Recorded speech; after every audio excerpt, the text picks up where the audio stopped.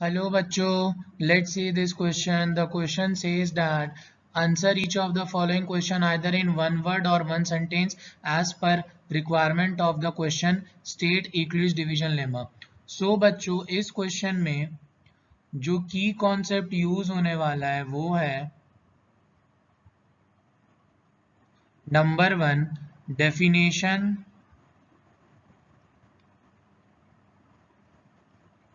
Of Euclid's division lemma. सो बच्चों Euclid's division का statement क्या है पहले हम लोग वो लिख लेते हैं that is given positive integers a and b there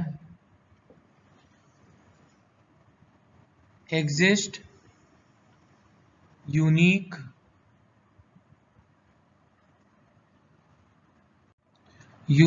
integers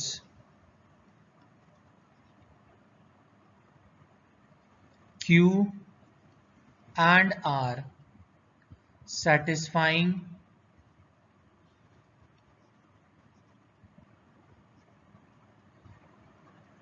a is equal to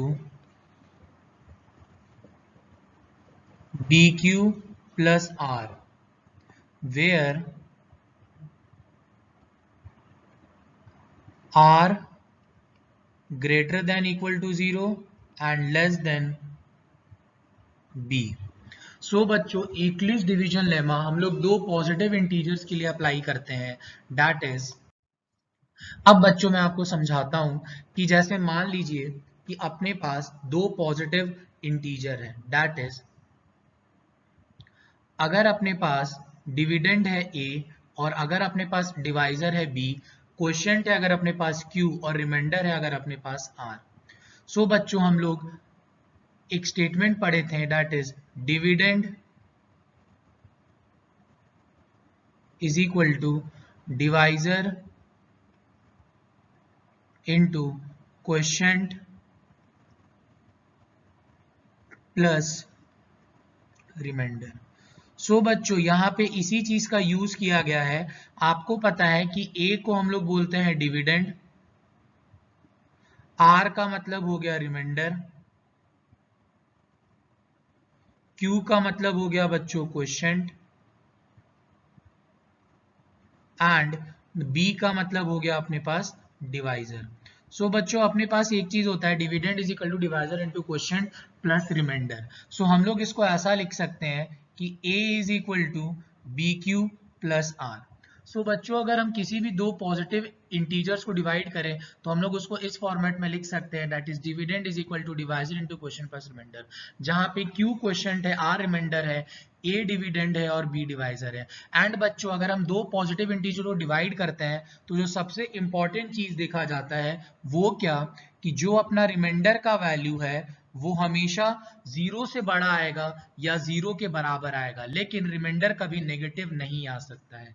and जो रिमाइंडर का वैल्यू है वो हमेशा डिवाइजर से छोटा होगा. ये चीज देखा गया है जब हम लोग दो पॉजिटिव इंटीजर को डिवाइड करते हैं. जैसे बच्चों मैं आपको दो एग्जांपल बताता हूं.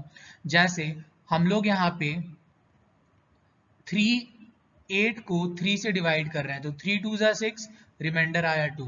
तो आप देख सकते हैं कि अपना जो रिमाइंडर है वो डिवाइजर से छोटा है एंड अपना जो रिमाइंडर है वो जीरो से बड़ा है और डिवाइजर से छोटा है. सो यहां से ये स्टेटमेंट प्रूव हो जाता है कि जो रिमाइंडर है वो जीरो से बड़ा हो सकता है या जीरो के बराबर हो सकता है और डिवाइजर से छोटा. अब हम लोग एक एग्जांपल और देख सकते हैं. जब हम लोग 9 को 3 से डिवाइड करेंगे सो 3 3 जा 9, रिमाइंडर आया 0. तो यहाँ पे देख सकते हैं कि जो रिमाइंडर है वो 0 के बराबर है और वो डिवाइजर से छोटा है. सो यहाँ पे अपना यूक्लिड डिवीजन लेमा प्रूव हो जाता है. So now we can say that Euclid division lemma is for positive integers a and b. There exist unique integers q and r satisfying a is equal to bq plus r. An important condition ki r must be greater than equal to 0 and less than b. Hope you guys understood it well. Best of luck. Thank you.